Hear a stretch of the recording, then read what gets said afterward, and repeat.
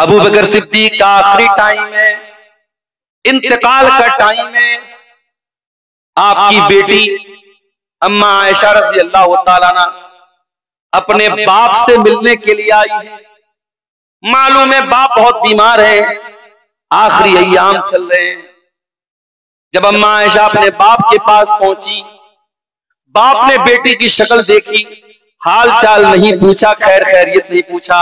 बाप ने पहला सवाल क्या किया, फी कम सौदिन कुफ़िना नबी सल्लल्लाहु अलैहि वसल्लम, ऐ मेरी बच्ची ये बता, जब अल्लाह के नबी का इंतकाल हुआ था आपके कफन में कितने कपड़े थे। बाप बेटी से मसला पूछ रहा है। पता ये चला अपनी बच्चियों को ऐसी तालीम दो, उनको ऐसी दीन की तालीम दो कि आपको मसला पूछना पड़े तो अपनी बेटी से मसला। और ये भी पता चला कि सहाबे किराम मौत के टाइम भी इसी बात की कोशिश करते थे कि हमारा जनाजा, हमारा कफन, हमारा दफन सब सुन्नत के मुताबिक।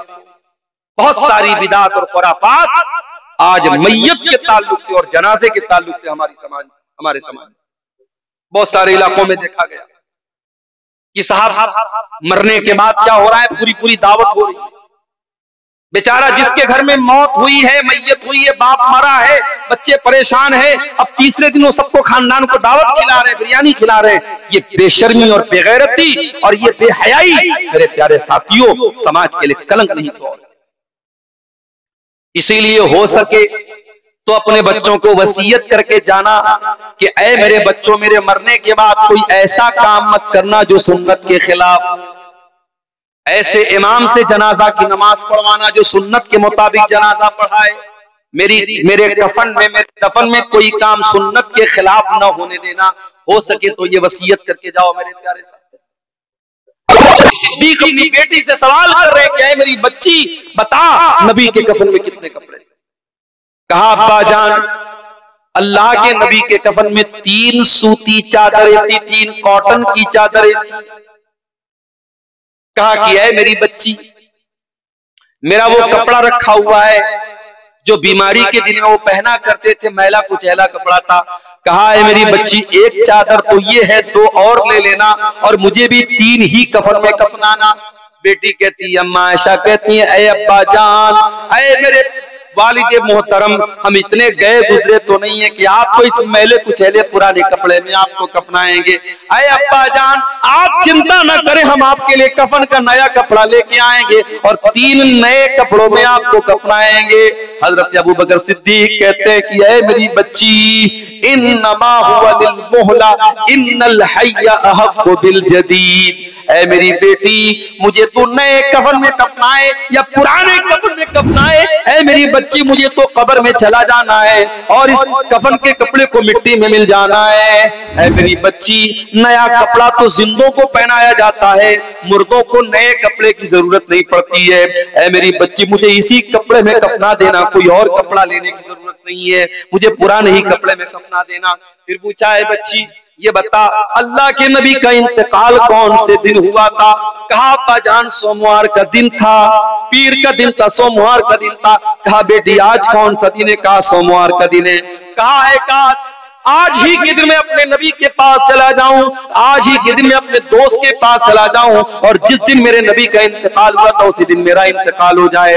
अम्मा आयशा फरमाती हैं, शाम होते होते अब्बा जान का इंतकाल हो गया। अबू बकर सिद्दीक दुनिया से चले गए। ओ लोगों, अबू बकर सिद्दीक को तो दुनिया से जाने के वक्त मौत याद आ रही है, आखिरत याद आ रही है, अपना अंजाम याद आ रहा है। और हम कितने नादान है कि हमारे पास तो कोई नेकी भी नहीं है, हम तो गुनाहों के दलदल में धंसे हुए हैं, फिर भी हमको आखिरत की याद नहीं आती।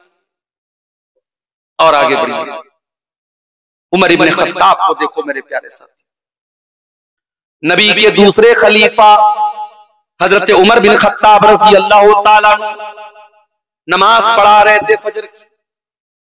पीछे से एक पारसी गुलाम जिसका नाम अबू लुलू फिरोज था, जो कत्ल करने के मकसद से खंजर छुपा करके आया था, उसने नमाज की हालत में हजरत उमर के पेट पर, नाफ के पास हमला किया।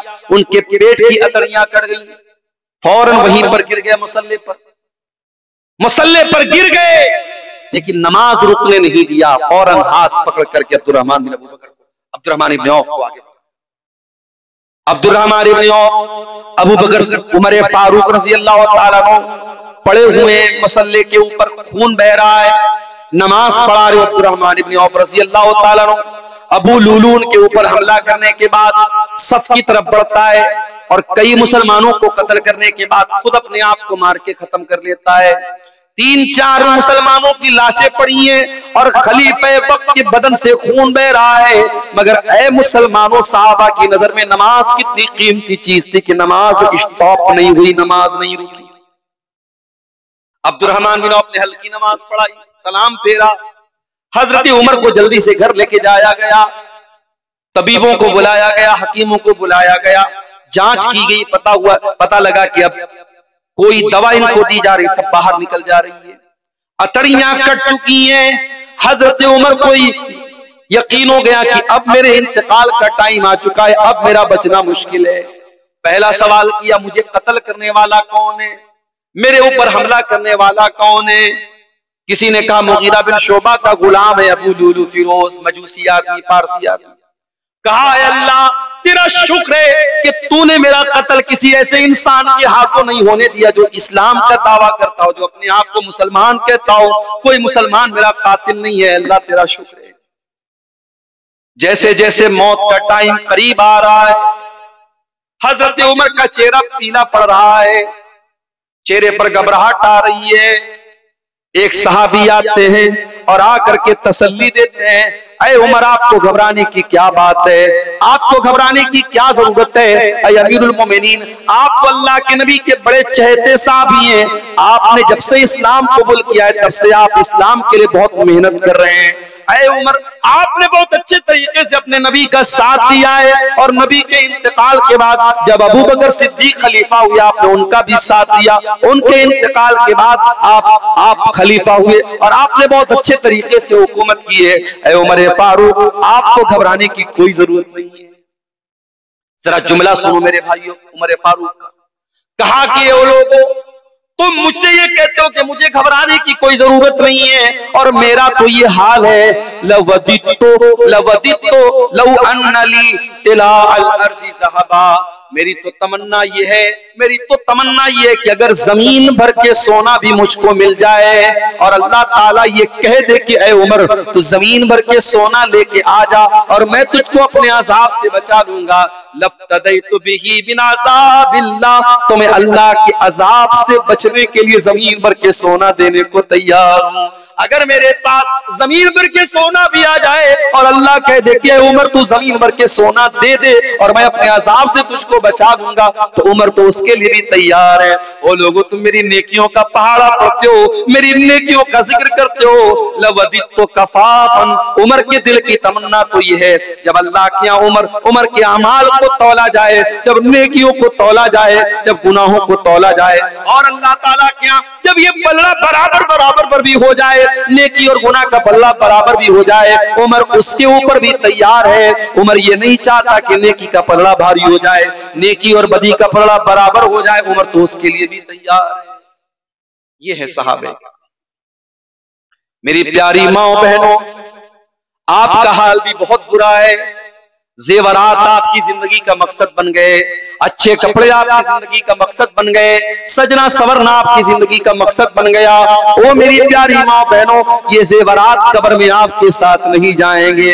हमने बहुत सारे मरने वाली औरतों को देखा है, बहुत शौक था कंगन पहना करती थी, बहुत शौक था कानों में ईयर रिंग पहना करती थी, बहुत शौक था अपनी नाक में नाक की नथिया पहना करती थी, मर गई, इंतकाल हो गया, कंगन भी उतार लिया गया, कान के ईयर रिंग को भी उतार लिया गया, नाक की नथिया को भी उतार लिया गया।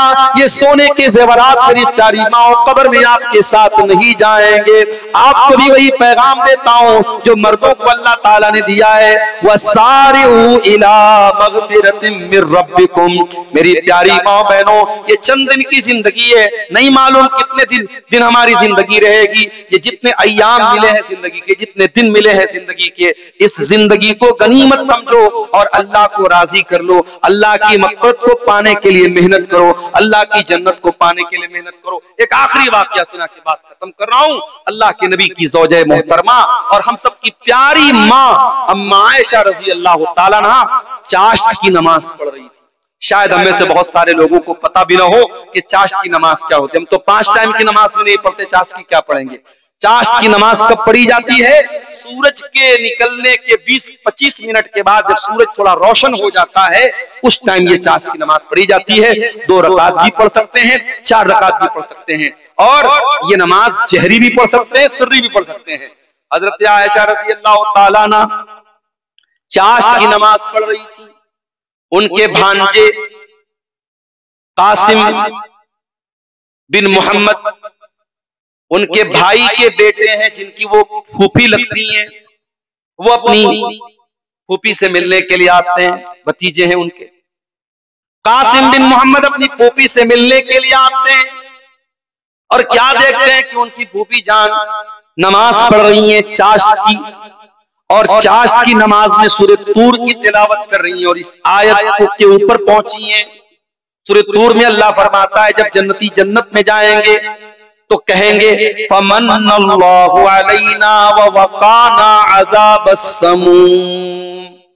जन्नती कहेंगे अल्लाह तेरा बहुत एहसान है हमारे ऊपर, तूने हमको जन्नत में पहुंचा दिया और तूने हमको जहन्नम की आग से बचा लिया। हजरत आयशा इसी आयत पर पहुंची थी जब कासिम बिन मोहम्मद वहां पहुंचे थे। कासिम बिन मोहम्मद को मार्केट से कुछ सामान लेना था, सौदा सलफ लेना था। सोचे अभी फूफी जान नमाज पढ़ रही हैं, मैं मार्केट से आकर के दोबारा फिर मिल लेता हूं। बहुत देर के बाद, सौदा सलफ लेके आने के बाद, काफी देर के बाद, बाजार का चक्कर लगाने के बाद जब दोबारा अपनी फूफी के घर पहुंचे, क्या देखते हैं कि फूफी जान इसी आयत को बार बार रिपीट कर रही हैं और रोती चली जा रही हैं। वमन्नल्लाहु अलैना व वक़ाना अज़ाबस्समूम। ऐ अल्लाह तेरा एहसान हुआ हम पर कि तूने हमको जन्नत में पहुंचाया और तूने जहन्नम की आग से बचा लिया।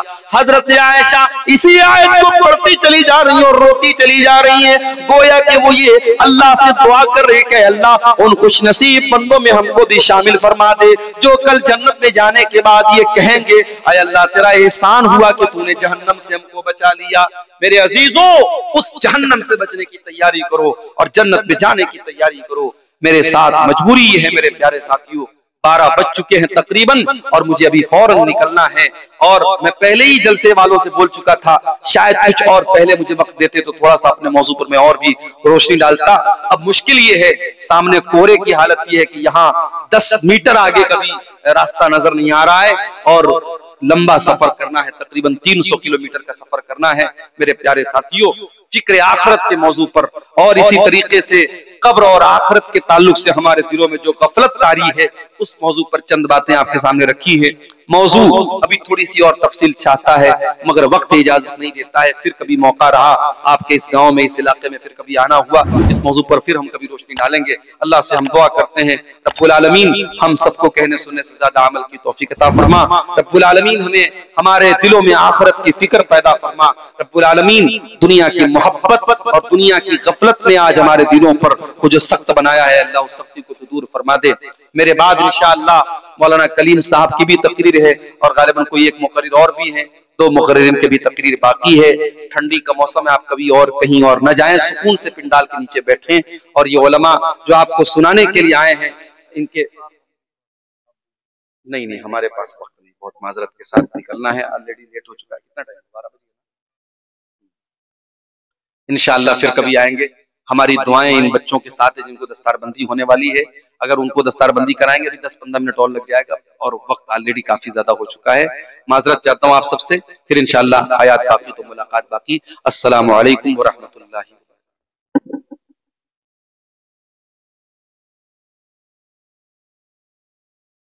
वालेकुम अस्सलाम व रहमतुल्लाहि व बरकातहू।